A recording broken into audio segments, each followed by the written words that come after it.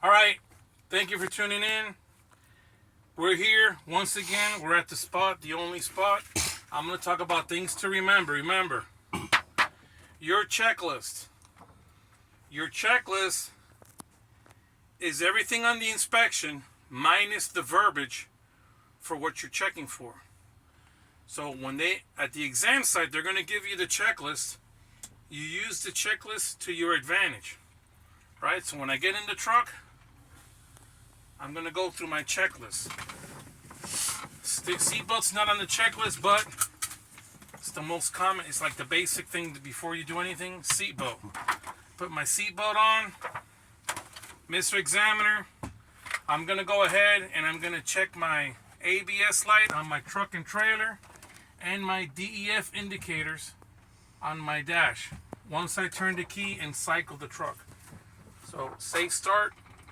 Truck's in neutral, the brakes are popped out, pushing the clutch, I turn the key, ABS light turned on and off, my ABS light turned on and off, truck and trailer, and my DEF indicators came on and off, right? That's part of your lighting indicator, so I'm going to start the truck up. Make sure the truck's in neutral, take my foot off the clutch. The truck's running. I'm going to let the air pressure build up between 120 and 140 psi or the governor cutoff, right? The next thing I'm going to do, I'm going to go look at my checklist as I'm letting the air pressure build between 120 and 140. I'm letting the air pressure build. What's the next thing I'm looking at my checklist? They want me to do my air brake test and my parking and brake test. So I'm going to skip over that for a moment. As the air pressure is building, I'm going to check all my in-cab things. Next thing that comes up is my light indicators. I got my low beam, my high beam, left turn signal, right turn signal. I got my four-way flashers. Next thing on the checklist is my emergency equipment. I got my 6 spare fuses are somewhere in the truck. In the glove compartment. I have them here just like that, we don't forget to say them. I got my 3 reflective triangles, are also sometimes behind the seat, underneath the seat, or to the left of the seat. And I got my fire extinguisher. It's fully charged and it's secured. The next thing, I got my windshield and my traffic monitoring devices. So I'm going to go from the inside, I'm going to work from the outside forward. So I got my traffic monitoring devices, which are my mirrors. They're clean and clear. They're securely mounted and they're adjusted to me, the driver. The next thing I got is my windshield. My windshield is securely mounted, not cracked, not broken. There's no obstruction and there's no flawed glass. The next thing, I got my wipers and my washers, which are my wiper blades and then the motor itself. So I got my wipers and washers. They're securely mounted. They work and they squirt.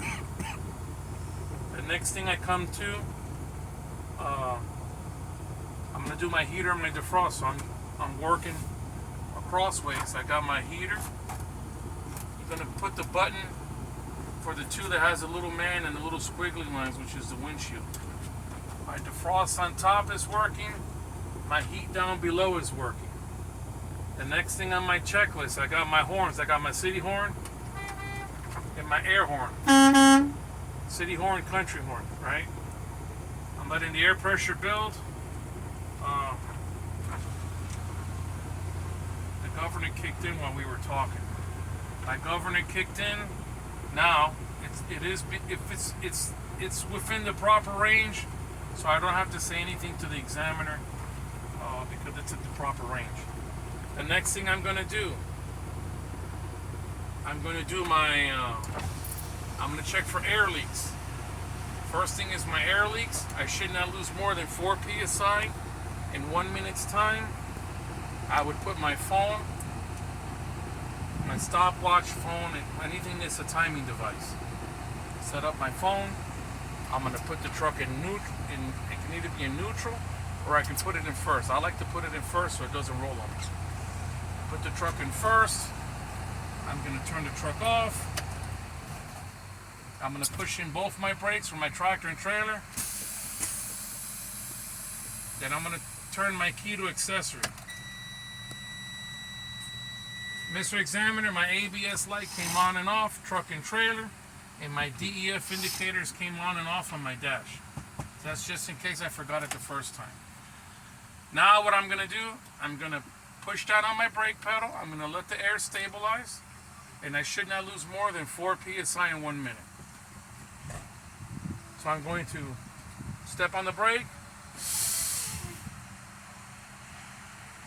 Wait, 1, 2, 3, 4. Start the timer. Timer's going to be going. I have my window open so I can hear if there are any leaks outside. Also, I can hear when the brakes engage and disengage properly. Now what I'm going to do,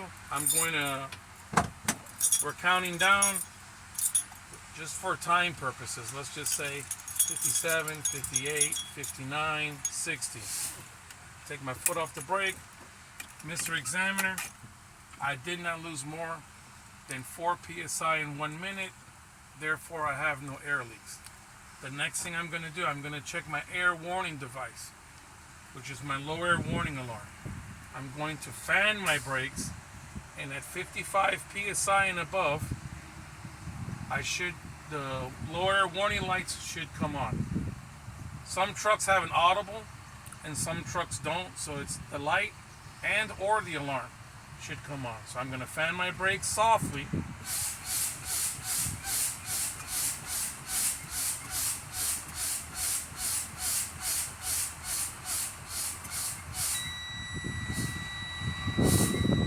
Alright, my low air warning light came on. My low air warning light's working properly. It's within the 55 psi range, so I don't have to say anything else. If it's underneath that range, I would tell the examiner. Now I'm going to check my emergency brake valves, which are my spring brakes. I'm going to continue to fan my brakes, and between 20 and 45 psi, these two buttons, the yellow being the tractor, the red being the trailer, they should pop out simultaneously. They should pop out between 20 and 45 psi. So let's go ahead and start fanning the brakes.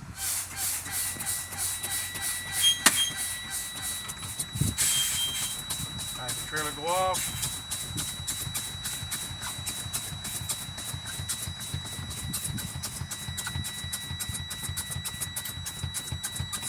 Alright.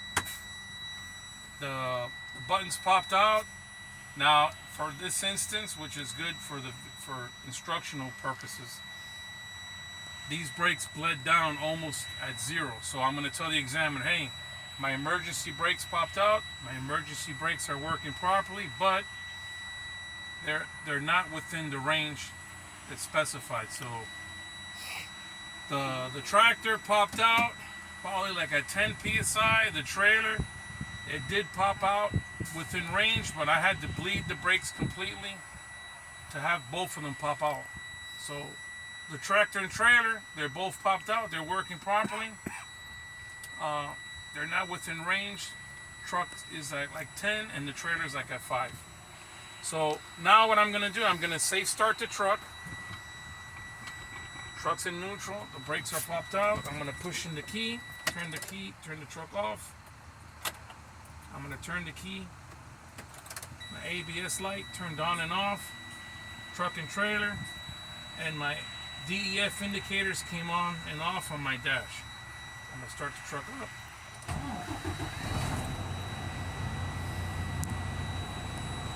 Now at this instance, I'm going to go back on my checklist, right? Very important. I have a video. It's the pre-trip video, but I want to show you guys and gals how important it is to have your checklist, because your checklist, they're gonna give this to you at the exam site, so you're just gonna go check all the stuff off. Now I gotta turn the truck on. I gotta let the air pressure build above 90 psi, because I'm gonna check my truck brake and my trailer brake and my service brake. So now what am I gonna do? I'm gonna go back on my list and I'm gonna look and see. I'll say, okay, my horns. Can't do nothing with the horns because there's not enough air. So I'm gonna start from the top. My lights, low beam, high, left, right. My four ways, and my emergency equipment, the 6-pair fuses, the triangles, fire extinguisher. I'm gonna go back. My windshield, clean and clear. No obstructions, no flawed glass. I got my traffic devices, which are all my mirrors. I got my wipers and washers. They work and they squirt. Got my heater and my defrost. As I'm letting the air pressure build, it's still not up to 90 or past 90. My defrost on top is working. My heater down below is working. Let me see. Lights, emergency equipment, windshield, wipers, heaters. The last thing on my checklist is my horns. City horn, air horn. So now that I double checked my list, I'm letting the air pressure build above 90 psi. For what I normally do, I'm gonna let it go past 100. This is not a digital, they're not digital gauges. So I'm gonna make sure that I'm past 90. I don't want the examiner to be looking over and think that I started the air leak test at 80 or something like that. So I'm gonna wait till it goes way past 100 to do my parking, the truck, trailer, and the service brake check. Now, for people that are taking their time and then it's hard for you to pronounce everything, for people that speak English as a second language, that's fine. You have all the time in the world. You have an hour and 30 minutes to do your pre-trip, so you don't have to rush anything. Rushing can make you mess up when you're doing the test. So now, I'm going to put down my checklist. I'm above 90 psi, so I'm going to check my parking brake. Put the truck in first. First thing I'm going to check on, I'm going to check my tractor brake. So I'm going to push in my trailer brake because I'm going to check my tractor brake. I'm going to let off on the clutch softly.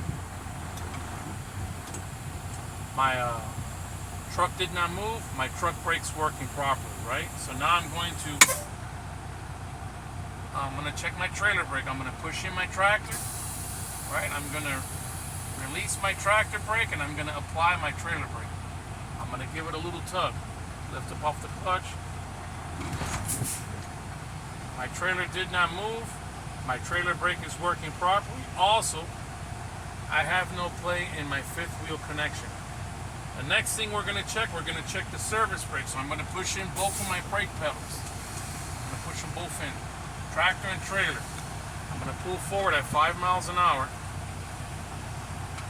And I'm going to hold the steering wheel loosely and I'm going to stop firmly.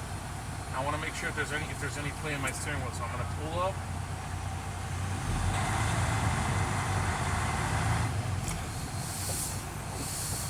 Steering wheel did not move left to right. The steering wheel didn't move left to right. The truck stopped. My service brake is working properly. Now what I'm going to do, I'm going to pop my brakes. I'm going to make sure the truck's in neutral. Take my foot off the clutch. I'm going to use my checklist. And I'm going to triple check everything.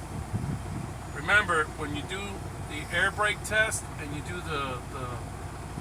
you're checking the truck and you're doing your bleed down, you can restart the test up to twice. But you got to keep in mind that if you did it right the first time and you did it wrong the second time, the second one cancels the first one, so you would have to do it an additional a third time. But you're still good because you're going to go by the list, right? The list is what's going to keep you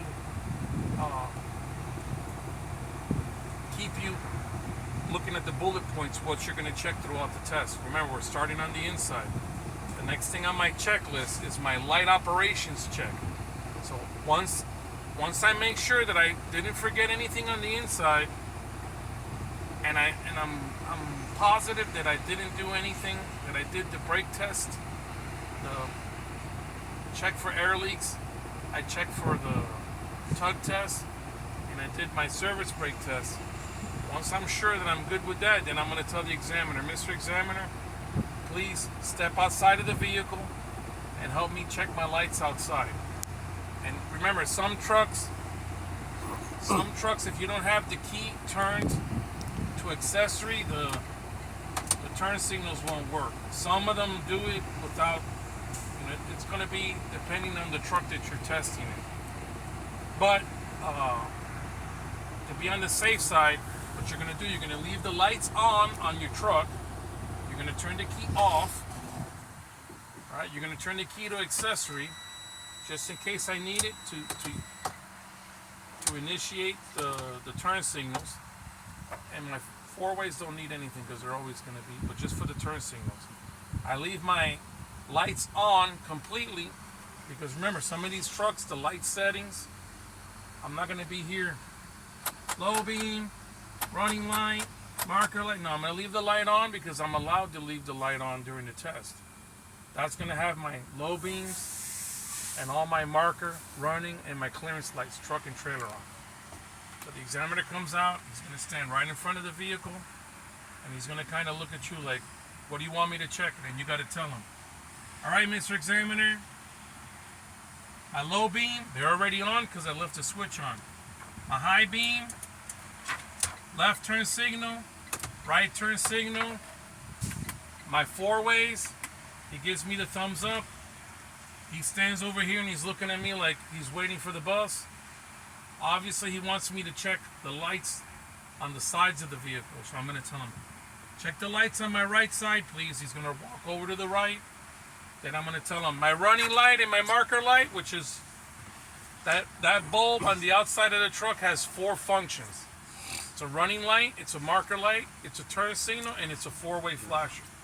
So remember, I have the lights on, so the running and the marker light are going to be on already. So I'm just going to tell him running and marker light. He gives me the thumbs up. Right turn signal, thumbs up. My right four-way, he gives me the thumbs up. Now he walks over here and he stands here and he's just looking at me like if he doesn't know. Now he's kind of signaling to me. He wants me to check the lights on my left side. All right, Mr. Examiner, check the lights on my left side, please. I got my running light, marker lights. Remember, they're on already, so they're already on. He's going to give me the thumbs up. My left turn signal. My right turn signal. Well, you know what? Not that he's out there, I can ask him because I forgot to tell him in the front. That's why it's always good to check and double check. Hey, Mr. Examiner, I'm not sure if I did it or not. Can you check my marker and my clearance lights, truck and trailer? He gives me the thumbs up. That's good because I would have missed the whole point if I forgot the marker and the clearance lights, truck and trailer. Now if he's standing there and he's looking at me like, all right, what do I do next? He wants me to, all right, Mr. Examiner, check my lights behind the truck, please. I want you to check my running and marker lights. Remember, my running and marker lights are on because I left the switch on. My left turn signal, my right turn signal. I got my four-ways. He gives me the thumbs up from back there. Now I'm gonna do my brake lights. He gives me the thumbs up. The examiner is gonna walk back up to the front of the truck. Then he's gonna tell me, Pedro, let's go ahead and let's start doing our pre-trip outside. And that's how we start on the in-cab for the pre-trip inspection, guys. Thanks again for tuning in. I know I went a little bit long on this video, but I want to be certain that we cover all our bases, especially for you guys and gals that are going to go out there and test. There's no shame in taking your time. You have an hour and a half. Hour and a half, keep your cool, use your checklist to your advantage. If you want to, like what I do here, where I teach, I tell people fold the checklist in half and then fold it along the brake contaminants, because like that I can separate the truck into sections. And then when I get past, when I do the in-cab and when I do the outside part of the portion of the test, I can stop myself, go back and check, and then start on the outside, which is going to be the side of the vehicle. All right, everybody. Thank you for tuning in. Like I said, please like and subscribe, and have a nice day. Bye-bye.